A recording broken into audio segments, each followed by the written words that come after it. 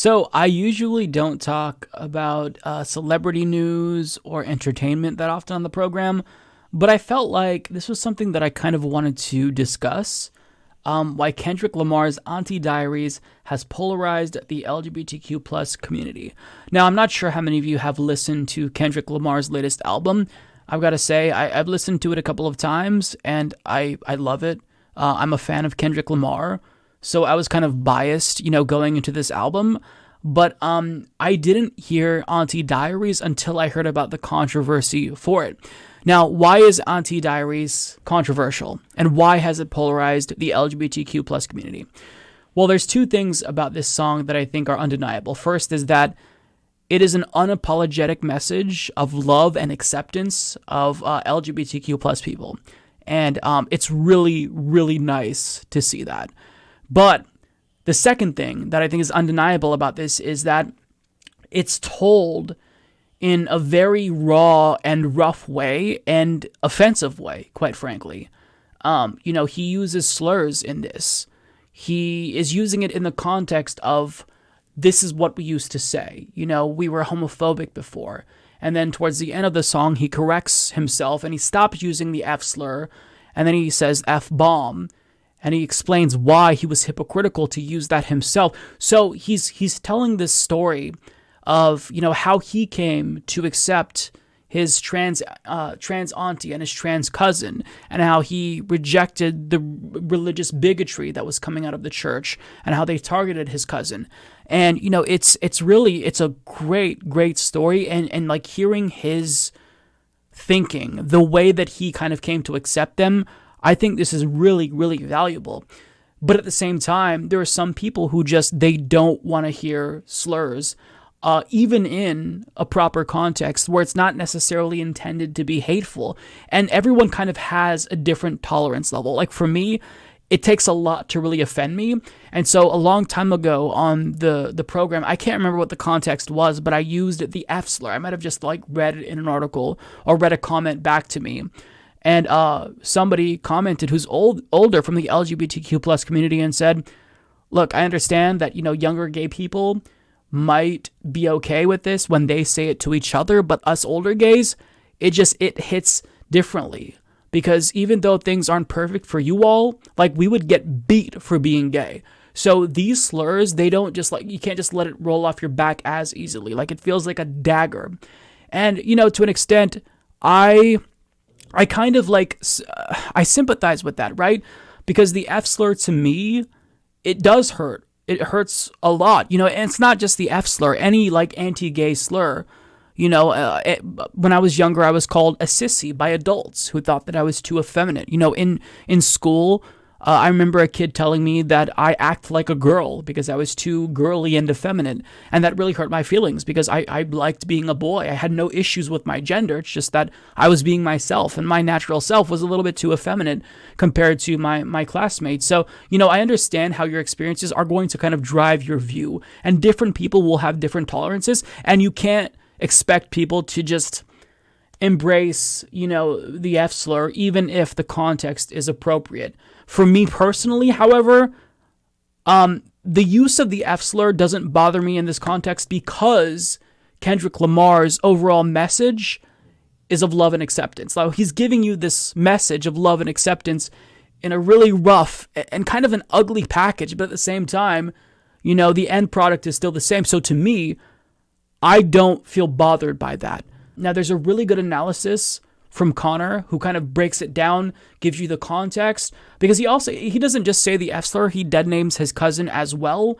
But I think that Connor gives us some really good insight. But I just want to say off the bat, there are people who cannot listen for their own mental health purposes to the F slur or being dead named. I mean, if you're a trans person and you are rejected by your family and they dead name you because they refuse to acknowledge your identity, hearing it here is going to really, really be depressing and demoralizing. So you're going to have people who they're not going to like the way that this message was delivered. And I want to share some of those opinions.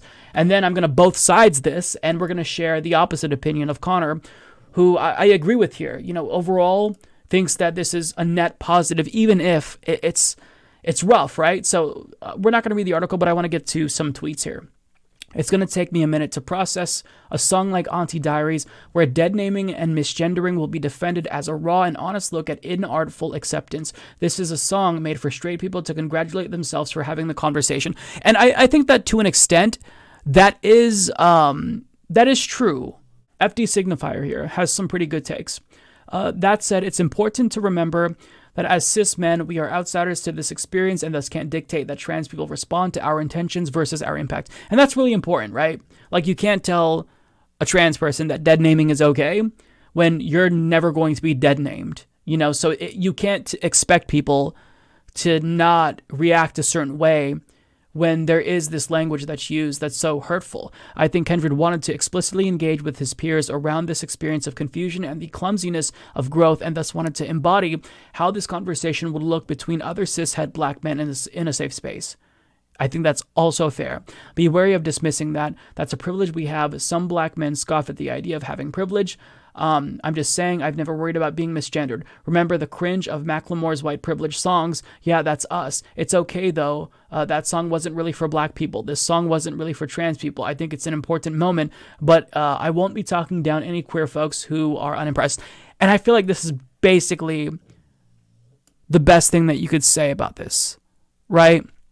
I think this is the best thing that you can say, because it is an important moment. The message is undeniably necessary, especially right now. Like, to have a rapper who's as famous as Kendrick Lamar talk about trans acceptance in a very explicit way. I mean, the song, it's not subtle at all. It's very pro-trans. That's important. But you have to acknowledge that certain people have different levels of tolerance. For me, my tolerance level is high enough to where I can still enjoy the song from Kendrick Lamar, and the F-slur doesn't bother me. But if it was in a different context, it would bother me a lot. So when I first came out, I had a family member who was homophobic use the F-slur, not necessarily directed at me, but just like referring to something that was happening on TV. And I immediately had to correct them and say, please don't say that, because it just, right now, my feelings are still raw. You called me a degenerate and rejected me. And told me I should kill myself. So hearing you say that, it hurts. But there were other family members who accepted me and embraced me. But, just having a conversation, they used the F-slur. It slipped out. And they said, oh my God, I'm so sorry, Mike. But my response is, it's okay. Like, this is a learning process. I know that coming from you weren't trying to offend me. And so people are imperfect, right? And that's why I kind of understand where Kendrick Lamar is coming from, because, the F-slur, bad words against gay people just in general, that was used gratuitously. So he's basically doing a period piece of sorts and explaining this to everyone. So I want to get to Connor's take here, because Connor breaks down the lyrics, and I think this is really valuable here. So Kendrick Lamar's Auntie Diaries off Mr. Morale and the Big Steppers is an incredible song about trans acceptance and intersectionality, but a lot of people are hung up on some of its problematic elements. Here's a thread attempting to clear up the confusion. The song begins in the frame of a narrative retelling of events that happened in Kendrick's past with his trans uncle and cousin. Here he explains how back in elementary school he was aware his uncle was trans and aspired to be like him in some ways. They had a good relationship. And this is what he talks about in the song. Definitely listen to it. It's a really good song. The beat is great as well, and it's Kendrick Lamar, so I mean it's good. So if you want to get the full context, you should listen. But Connor's breakdown is really important. Young Kendrick asks his mom why his other uncles didn't like his trans uncle and his mom, who seems more accepting. Uses a simplified excuse to attribute their bigotry to jealousy, simultaneously delegitimizing their bigotry while reinforcing Kendrick's respect for his uncle. A lot of people have problems with Kendrick's use of the F-slur here, but it's important to remember the narrative frame the song uses. This becomes incredibly relevant at the apex of the song. He's speaking about how casual homophobia is normalized even in elementary school. And so that's why I think that the context is really important, because he says F-slur, F-slur, F-slur. We ain't know no better. That's what he says.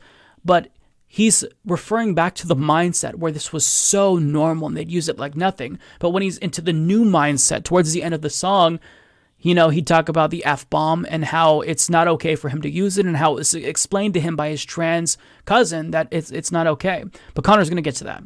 Here, Kendrick talks about how his respect for his uncle helped him start growing out of the homophobia, transphobia he grew up with, going so far as to use a similar tactic his mother used to delegitimize the bigotry expressed by his friends while gassing up his uncle. Here he talks about his incredibly positive relationship, and by the way, I will link you to this thread if you want to read it, but because I'm not going to go through all the lyrics, it'll take too long, but it's Conure. Okay, sorry, Conure. Okay, I'm sorry, Conure. I ruined it. Okay, Conure. Thank you for correcting me, Zed. So, this was his life. He had experience with somebody who was trans, and, this is what led him to ultimately become more accepting. But still, even though you have someone in your life who's like this, you can have homophobic views, and you can say homophobic things and not even realize it. And that's what Kendrick is addressing here. Here he talks about his incredibly positive relationship with his uncle, but most importantly expresses how his uncle was the first person he saw writing raps, essentially saying that without his trans uncle's influence, you might not even be listening to the song right now.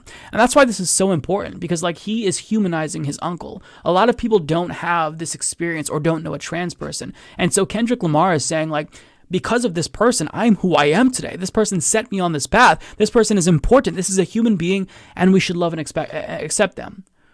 The first time Kendrick's trans cousin mentioned, he talks about how his uncle's trans ex helped inform his cousins, reinforcing the importance of trans visibility. We assume his cousin learned more about gender through Kendrick's uncle, solidifying similar feelings she's had. Here, Kendrick dead names his trans cousin Marianne. Many have had an issue with this, but again, it's a narrative retelling. Through the song, this line's repeated. Young Kendrick, out of ignorance, likely said this not knowing the pain it caused. Its use is an expression of guilt. And that is the way that I perceived it when I listened. He goes on to say that his family was more accepting of his trans uncle than his cousin, and that even though his family was shocked by the news, he wasn't. This could be because of his experience with trans issues given his relationship with his uncle. So this is such a good moment. It's so touching because he knew that his cousin was trans even before she came out. He saw her for who she was because he was raised in this community, raised by his uncle to admire his uncle, see him as a human being. Here, Kendrick talks about how his cousin became more insular as a result of pushback she faced because of her identity. The stories at middle school now and the F slur come up again. This time, it's in the context of how he started to notice that its use affected his cousin negatively. The dead naming of Caitlyn Jenner is in reference to the time period being discussed. She came out in 2015, which was a big moment for trans visibility because of her history as an athlete and media figure. Kendrick's cousin transitioned before Caitlyn changed her name. Here, Kendrick talks about how his relationship with his cousin changed as his ignorance of trans issues caused him to do a variety of offensive things, like misgendering, dead-naming the F-slur. The use of these things in the narrative are deliberate to explain this, and that's why I feel like his use of these slurs and whatnot, it makes sense because he's saying, I was guilty of this. We all did this. We're bad to have done this, and I understand how I've grown. And I love the context here, how he explains how, he, before anyone was talking mainstream about trans issues, trans people have always existed, but they've only had visibility recently. But he's saying, even before we learned about Caitlyn Jenner, my family already had experience with trans people. So, but still, even with that experience, he had ignorance, he had blind spots, and he fought through that. Here, we begin to learn about an event that happened at church. Kendrick explains that in spite of the church's negative view of LGBTQIA plus people, his cousin was still religious, more than the cishet people, showing us that he became more aware of the oppression his cousin faced. The preacher dead names Marianne and goes on to say that her sins were to blame for the ills of the world. Kendrick, seeing his cousin accused of something so severe, causes conflict within him, as he's aware his cousin's faith is still strong despite the bigotry that she faces. We assume at this point Kendrick's talked to Marianne about her religion and how it conflicts with her identity. Even still, because her faith is so strong, she keeps her head down and stands firm in her convictions. Now we approach the apex of the song. The preacher goes on to out Marianne and Kendrick's uncle to the entire church. And this really was like a turning point for Kendrick, where it really clicked for him. Like, he kind of just grew up with trans people being normalized because of his uncle. But this is where it all came into perspective for him. The preacher goes on to out Marianne and Kendrick's uncle to the entire church. Kendrick realizes how wrong the preacher's condemnation is on a humanitarian level, as well as how it contradicts the teaching of their religion, which provokes him to confront the preacher. Kendrick tells the preacher about how his denunciation of his two trans family members contradicts the church's teachings. While he empathizes with how people's religious upbringing informs their bigoted views, he makes it clear they don't justify it. Marianne thanks Kendrick for being a good ally and standing up for her. This is a profoundly powerful act, as the amount of social ramification he could have faced might have caused irreparable damage to his life, but his love for his trans family members was far more important. He apologizes for his use of the F slur, even censoring it this time, and explains how his lack of education on LGBTQIA+ topics common in the US led to his ignorance. Also explains how he previously thought how the intent with which you used a word was what made them harmful. Fast forwarding in the narrative, Marianne recalls a 2018 show where Kendrick brought a white audience member on the stage to rap about Mad City, where she went on to rap the song verbatim, saying the N-word. He got offended and cut her off, telling her to bleep out the word. Marianne uses this to help Kendrick understand how the use of the F slur affects her by flipping the script on him. This helps him understand his own hypocrisy, being straight while saying the slur, while not thinking it's okay for a white person to say the N-word in a song. This is a very powerful way for Kendrick in the current day through this song to explain how homophobia and transphobia have real-world impacts on people in the same way racism has had impacts on himself. This is not to draw equivalencies, but rather explain intersectionality. And this is through his perspective, remember. So that's what made sense to him, is his cousin explaining this to him. Kendrick's views on these issues seem to be informed in a big way by the fact that he has LGBTQIA+ family members. This is often a powerful way for people to learn about the oppression of people whose identities they don't share affect them. This is why the current war on women, Roe v. Wade, LGBTQIA+, Don't Say Gay, and Black and Brown people, CRT, being waged by conservatives centers around education. The right wants to stop people from being able to have experiences like Kendrick had. Precisely it. This stops people knowing they're oppressed and stops allies from standing with them. Intersectional leftism is the only way to liberate us all. Only solidarity between all marginalized people and allies is strong enough to break the tyranny of the minority, patriarchal white supremacy. I've looked over these lyrics countless times. It's very clear that everything in this song is deliberate. It's an in-your-face retelling of the events that led a previously ignorant Kendrick Lamar to become understanding of LGBTQIA+ people and provoked him to fight for them. It's valid to be confronted with the problematic elements of this narrative and react with pain. That's literally what the story is describing, how the pain of all oppressed peoples is connected and how the ignorance passed down through generations has us harming each other. I hope this long effort post has helped anybody who had legitimate concerns about the content of the song. Kendrick Lamar using his platform in the current climate to advocate for liberation of trans people is powerful. He didn't have to, but out of love he did. Be well. And standing ovation to Conyer here for describing this in great detail. I saw this before I heard the song and I thought, okay, this is probably going to be a message that is relatively cryptic. Even looking at the lyrics, like when you listen to it, would it hit differently? And no, when I listened to it, I thought, wow, this really is explicitly accepting and affirming of trans people. So it's, in my opinion, the song is beautiful, but at the same time, people who can't get past the F slur, who can't get past the dead naming, that's a valid thing. That's absolutely valid. But the reason why I appreciate this so much is because people who aren't necessarily inclined to hear the trans perspective are going to get it through this medium, through Kendrick Lamar. And for me, I think that that's absolutely invaluable. So if you're offended by the use of the F slur and the dead naming, I think that's perfectly valid. Everyone's going to have a different tolerance level, despite the context. But still, I personally really like this song. And so I just wanted to share my perspective. I absolutely do not speak for all LGBTQIA+ people. I can't speak for trans people because I'm a cis man. But just sharing my perspective and, seeing how clumsy, people were when they were learning to respect me as a gay man and understand how some of the things that they told me were a little bit fucked up, like saying, well, I love you. I love everyone's sin. Seeing how they were learning in real time and to have Kendrick Lamar retell the way that he learned in real time, I feel like it's such a beautiful message. I feel like if you don't have someone in your family who's gay or trans, it is impossible to understand that. So the only way that you really get to understand how they feel is if you see it in mass media. So like I've said this before, and it sounds corny, but I think it's true. I think that Glee did wonders to normalize homosexuality. And so for Kendrick Lamar to explain the pain that his trans uncle and cousin felt, I think that is going to absolutely help to normalize this issue. And that's why overall, I think the context matters most to me than the slurs itself. If you haven't listened to the album, I would highly recommend it. It's very good. It's not just like good lyrically and substantively, but I mean, the entire album is like, it's produced beautifully. I can't speak highly enough of it. And I've only given it like 3 listens so far, maybe 4 listens, here and there, but it's great.